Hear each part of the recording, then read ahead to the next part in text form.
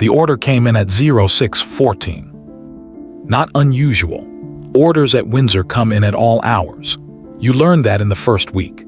You stop expecting them to arrive at sensible times around the third month. By the time I'd completed 2 full years with the household cavalry, I'd received tasking orders at 02, 00, at 04, 30, at one genuinely memorable occasion on Christmas morning while I was mid-bite into a sausage roll in the mess hall. So 06, 14 on a gray Tuesday in November was not the problem. The problem was what the order said. I was standing in the briefing room at Windsor Castle's small room, 3 chairs, a whiteboard with someone's half-erased route map still on it from the previous day. My troop commander, Captain Daniel Forsyth, was standing with his back to me, looking out the narrow window at the inner ward. He had his hands clasped behind his back. That was never a good sign. Forsyth clasped his hands when he was about to say something he didn't fully believe himself. "Webb," he said without turning around, "you're doing an escort this morning." "Sir." "Full protocol. Motorcycle lead, your vehicle in the middle, follow car behind." "Sir, who's the principal?" He turned around then, just slightly. Not fully facing me, more like a 3/4 turn, the way someone turns when they want to answer a question, but would also be perfectly happy if the question had never been asked. The order designates the principal as a Category 1 dignitary. Royal adjacent, that's all you need. I wrote it down, Category 1, Royal adjacent. I'd escorted Category 1 principals before. There's a process. There's always a process. You pull the duty manifest, you cross-reference with the protection detail log, you confirm the route with the operations room, you check the vehicle allocation list.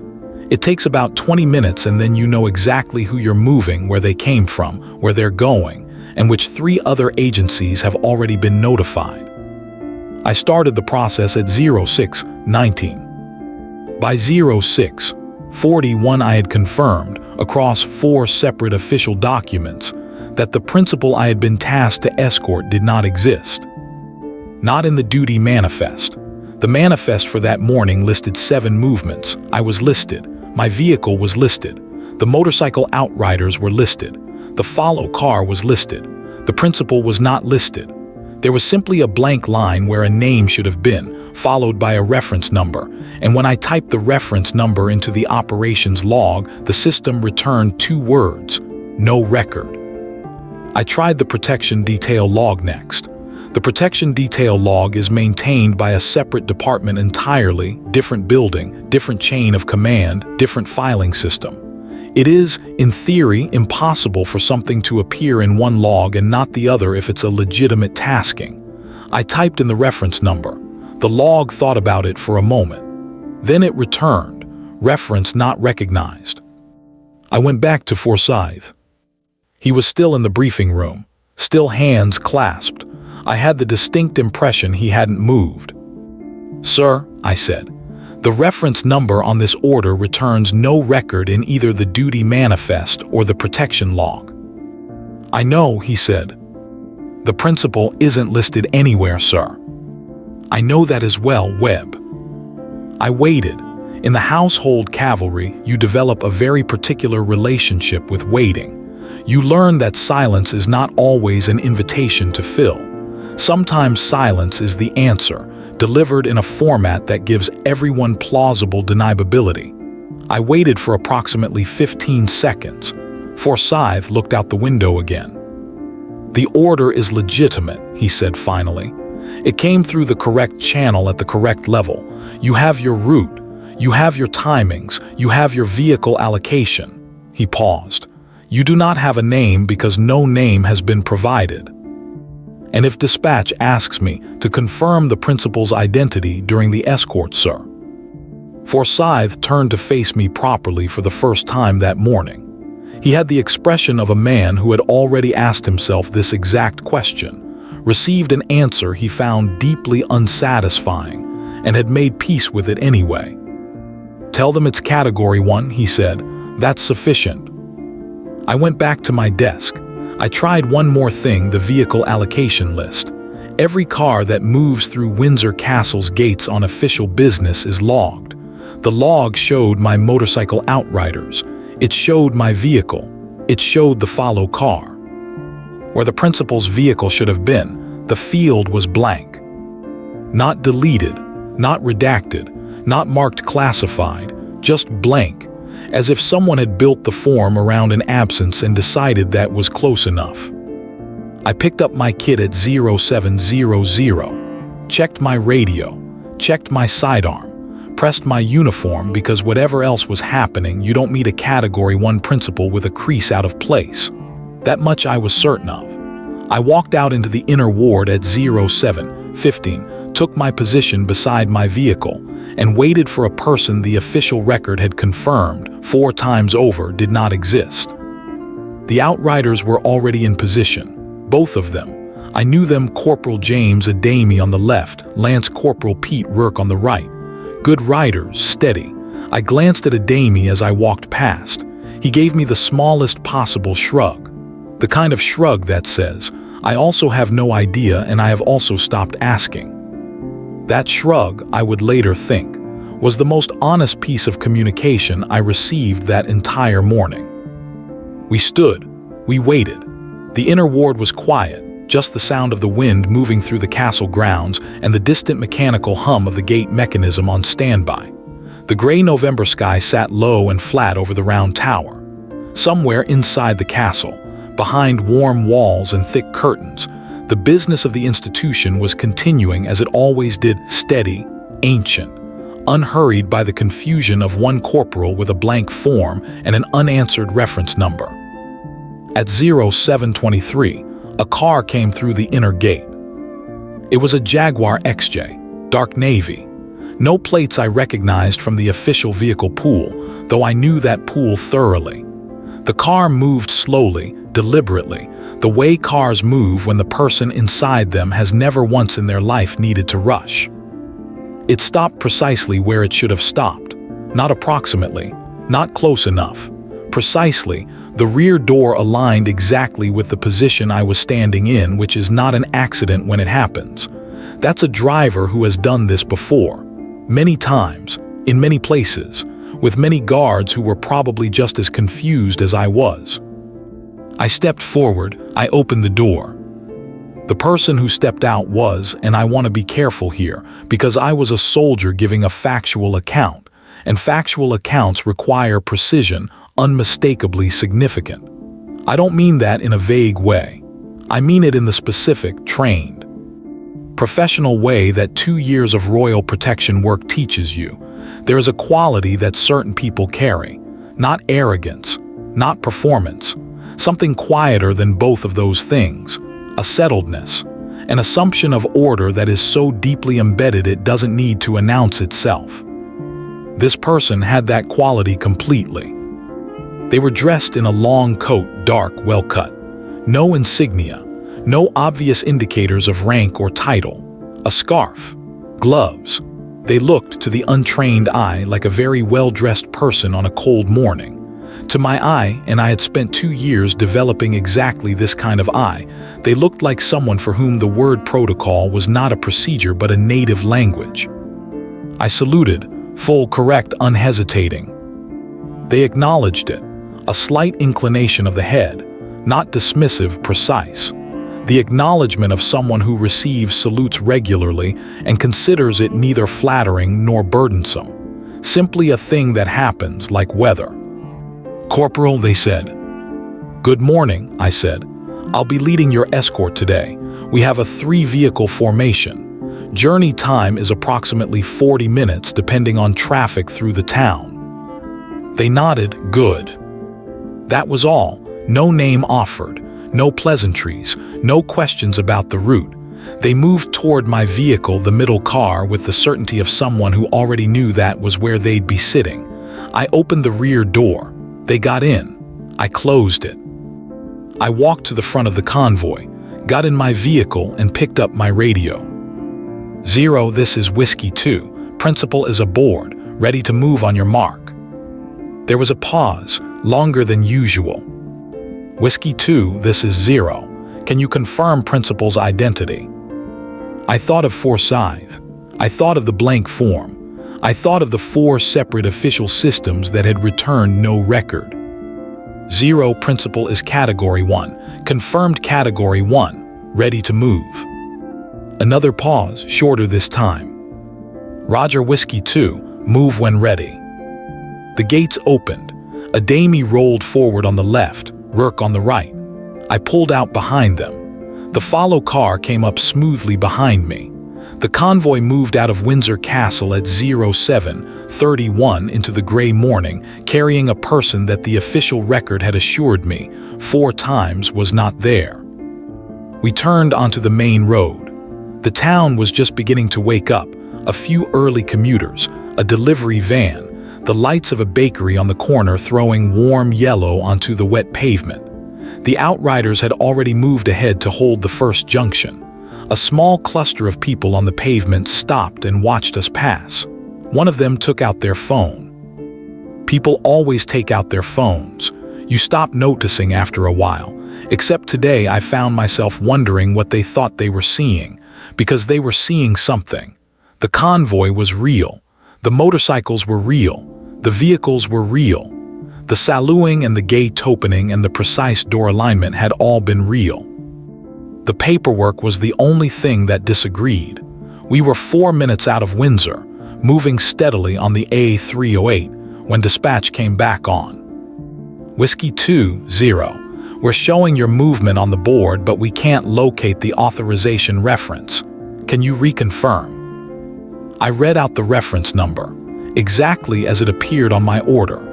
Slowly and clearly, the way you read things when you want there to be no possible question about whether you said it correctly. Silence, the kind of silence that means someone on the other end is typing.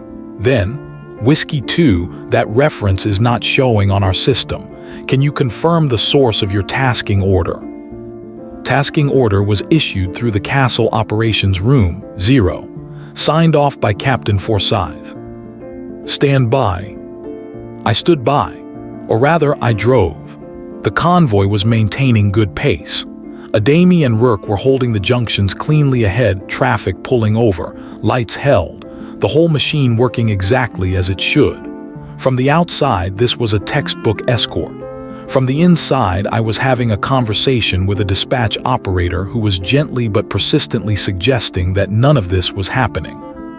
Whiskey 2, we've contacted the Castle Ops Room. They confirm Captain Forsyth issued the order. However, they cannot locate the original authorization that Forsyth's order was based on. So the order exists, I said, but the authorization for the order doesn't. That's correct, Whiskey 2. I processed this for a moment. We passed a roundabout. Rourke held it beautifully, waved through a bus first, then cleared it for us, pulled out, rejoined the lead. Good instincts. 0, I said. I have a Category 1 principal in my vehicle. I have a legitimate tasking order from a superior officer. I have a 3-vehicle formation operating correctly. What would you like me to do? Another pause, longer than all the previous pauses combined. I imagined someone in the operations room looking at their screen, then looking at their supervisor, then looking back at their screen, then deciding that this was a problem that would resolve itself faster if they simply stopped looking at it. Continue your movement, Whiskey 2. We'll work on the authorization chain from this end. Thank you, 0. I put down the radio. We passed through Datchet. The road opened up slightly. In my rearview mirror, I could see the follow car maintaining perfect distance. And beyond it, the ordinary world continuing, a woman walking a dog, a man in a high-visibility jacket checking something on a clipboard, 2 schoolchildren in uniform waiting at a bus stop, all of them going about their morning. None of them aware that the convoy moving past them contained a person who, according to every official record available to the British military, had never been assigned to it. I tried one more time at the 20-minute mark. I didn't go through dispatch. I went directly to the protection liaison officer, a separate post, separate radio channel, maintained specifically for exactly these kinds of sensitive movements where standard dispatch channels weren't appropriate. Golf 1, this is Whiskey 2. I'm running a Category 1 Escort reference. I gave the number again. Can you pull anything on this principle? Golf 1 was a woman named, well, I knew her name, but she went by her call sign on the radio always. Efficient. Reliable. If Golf 1 couldn't find something, it was because the something in question had been very deliberately made unfindable. Whiskey 2, I'm showing nothing under that reference. No principal file, no movement authorization, no protection history. A beat. Who told you to run this? Captain Forsyth, Golf 1. And who told Forsyth? I don't know. A long pause. Then very carefully. Whiskey 2, I'd suggest you complete your tasking and submit a full written report afterward. And who do I submit it to, Golf 1? An even longer pause. I'll get back to you on that, Whiskey 2. She didn't get back to me. Not on the radio. Not that morning. I completed the remaining 20 minutes of the drive in something close to professional silence, monitoring the formation, watching the outriders, tracking the route on my mental map. Doing the job, because the job was what I had, even when everything around the job had dissolved into a very polite, very British, very thoroughly unresolvable administrative fog. In the back of my vehicle, the passenger was quiet, completely still. I checked the mirror twice, not out of security concern, but out of the very human impulse to confirm that the thing everyone was denying was still, in fact, there. It was both times. We hit the first checkpoint at 0809. It was a static post, 2 officers, a barrier, the standard stop and confirm procedure. I'd been through this checkpoint dozens of times. The process was always the same. Vehicle stops, lead officer approaches, credentials confirmed, authorization reference checked against the day's movement log, barrier lifted. 30 seconds to a minute depending on how busy the log was. I pulled up. A Damien Rourke held position ahead. The barrier was down. The officer on the left, a sergeant I recognized, solid man, thorough, walked toward my vehicle with his clipboard. He looked at the convoy, all 4 vehicles. His eyes moved from the outriders to my car to the follow car and back again. Then he looked at his clipboard. Then he looked at the rear window of my vehicle. He stepped back. He said something to the officer on his right. The officer on his right looked at the convoy, then at the clipboard, then nodded. The sergeant walked back to the barrier post. The barrier went up. No credentials checked. No reference number requested. No 30-second wait. The barrier simply went up, and both officers stood to the side with a deference that was, and I noted this with great precision, entirely appropriate for a Category 1 principle. I drove through. In my mirror, I watched the barrier come back down behind the follow car. I picked up my radio. 0 Whiskey 2, past checkpoint Alpha, no delays. Roger Whiskey 2. I didn't mention that checkpoint Alpha had waved us through without checking a single document, because 0 was already having enough difficulty with the documents that existed. I didn't see the value in adding the documents that hadn't been asked for. The second checkpoint was 7 minutes further on. Different location, different officers, same result. I watched the officer in charge walk toward the convoy, look at the rear window of my vehicle, stop, say something quietly to his colleague, and return to lift the barrier. Same deference, same speed, same complete absence of the documentary verification that was supposed to happen at every checkpoint without exception. 2 checkpoints, 2 sets of officers, all of them behaving in exactly the correct manner for an escort of the highest classification, and none of them, as far as I could tell, had been provided with any more paperwork than I had. Which meant one of 2 things. Either there was a level of authorization operating above everything I had access to, above the duty manifest, above the protection log, above the operations room, above dispatch, above Golf 1. A level so elevated that it didn't leave records in any system I'd ever encountered. Or the officers at both checkpoints were responding to something they could see in that rear window that told them, with more certainty than any clipboard could, exactly who was in that vehicle and exactly what level of courtesy was required. I didn't know which it was, I still don't. What I know is that both checkpoints opened without hesitation. What I know is that my outriders rode the route with the kind of focus they reserve for the most important movements. What I know is that at no point during that 40-minute journey did anything go wrong. No miscommunication, no route deviation, no vehicle problem, no radio failure. The convoy functioned with a precision that I would have been proud of on any tasking. The passenger in the back said nothing, did not look out the window, did not check a phone, did not fidget or shift or display any of the small restlessnesses that most people, most very important people, in my experience, who are often more anxious about their own importance than they'd like to show, tend to display on long car journeys. They simply sat, composed, present, as if the journey were exactly what they had expected it to be and they found nothing in it worth remarking upon. I watched the road ahead. I watched Adami's brake lights. I watched the route unfold exactly as I had memorized it. And somewhere in the middle of that second stretch of road, between the second checkpoint and the outskirts of our destination, I made a private decision.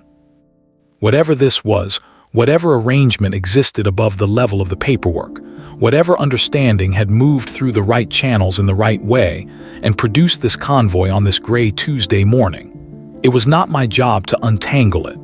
My job was the 40 minutes.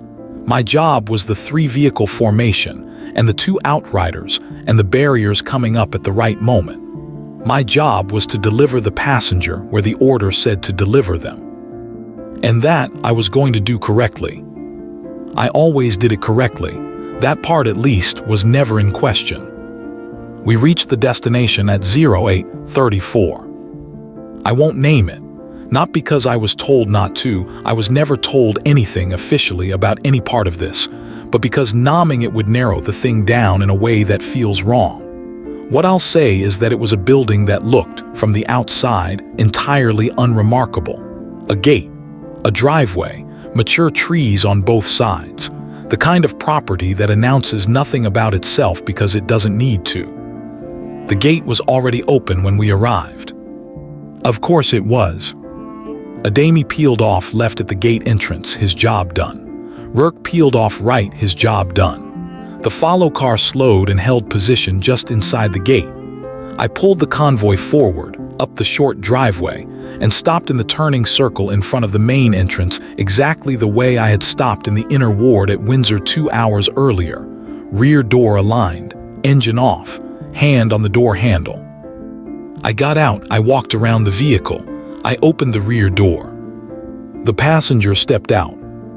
They stood for a moment, adjusting the scarf, looking at the front of the building. Not examining it, they knew it. The look wasn't curiosity, it was recognition. The look of someone returning somewhere that has always been, in some sense, theirs. I stepped back to give space. Standard procedure, you don't hover. They turned. And for the first time since they'd stepped out of the Jaguar at Windsor Castle and acknowledged my salute with that precise inclination of the head. They looked at me directly, not the glance and dismiss that you get from some principals, a genuine look, the kind that costs something, however briefly. "You did that very well, Corporal," they said. I said, "Thank you." They nodded once. Then they walked toward the entrance and someone who had been standing just inside the doorway, I hadn't noticed them until that moment, stepped aside to let them through. And then the door was closed, and they were gone. I stood in the turning circle for approximately 4 seconds. Then I walked back to my vehicle, got in, picked up the radio. 0 Whiskey 2, principal delivered. Destination reached at 08:34. Formation is disbanding, returning to Windsor. Roger Whiskey 2, good work. I turned the vehicle around and drove back toward the gate. The follow car fell in behind me. At the gate, I saw Adami on the pavement, engine running, waiting for the convoy to reform for the return leg. He fell in on my left. Rourke came in on the right, and we made our way back, 3 vehicles, the same formation we'd left in, back through the checkpoints, back through the town, back toward the castle walls. Nobody stopped us at either checkpoint on the way back, which technically they should have, but I'd stopped expecting the procedure to match the experience about 2 hours earlier, so I noted it and let it go. I parked at 0922, signed in, made myself a cup of tea in the mess, sat down at the small table by the window where the light comes in on a clear morning, gray today, but you can still tell where the light wants to be. Forsyth found me there at 0935. He sat down across from me. He looked at my tea. He looked at the window. He clasped his hands on the table, which was a slightly different version of the behind-the-back clasp, but recognizably related. "How was it?" he asked. "Clean," I said. "Good formation. Outriders performed well. Both checkpoints were no problem." He nodded. "Any issues?" I thought about dispatch. I thought about the protection liaison. I thought about 2 checkpoint officers who had lifted barriers without asking for a single piece of paper. I thought about a rear-view mirror check at the 20-minute mark. "No issues," I said. Forsyth nodded again. He looked at the window. "There'll be no report required for this one." "I gathered that, sir. The tasking will be listed in the duty log as a routine category 1 Escort. Reference number will be provided retrospectively." "And the principal, sir?" He looked at me, not the 3/4 turn this time. Full face. The expression of a man who had been asked a question he had also asked, and received an answer he had also found unsatisfying, and had decided on balance that the answer was satisfying enough. "The principal," he said carefully, "was category 1. That's what the record will show." "Yes, sir." He stood up. He straightened his jacket, the habit of a man for whom appearance is a form of discipline. He looked at me one more time. "Well done, Webb," he said, and then he left. I sat with my tea. I thought about the blank form. I thought about no record and reference not recognized, and I'll get back to you on that and every other careful, courteous, completely unhelpful response I had received that morning from a system that had been designed, across centuries, to record everything that mattered. And then I thought about the passenger. I thought about the way they had stepped out of that car, not arriving so much as returning. The way both checkpoint barriers had gone up before I'd said a word. The way a door I hadn't noticed had opened at exactly the right moment. The way 40 minutes on an English road in November, with gray sky and wet pavement and a convoy of 4 vehicles, had operated with an absolute, unhurried precision that no official record would ever contain. I thought about what they'd said to me. "You did that very well, Corporal." 4 words, same economy as everything else about them. No flattery, no performance. Just an observation, delivered with the same quiet accuracy with which everything else that morning had been conducted. The system said they didn't exist. The road said otherwise. I finished my tea. I rinsed the cup. I placed it back on the shelf in the correct position, handle to the right, because there's a right way to do things and I've always preferred to do them that way when I have the choice. Then I went back to work.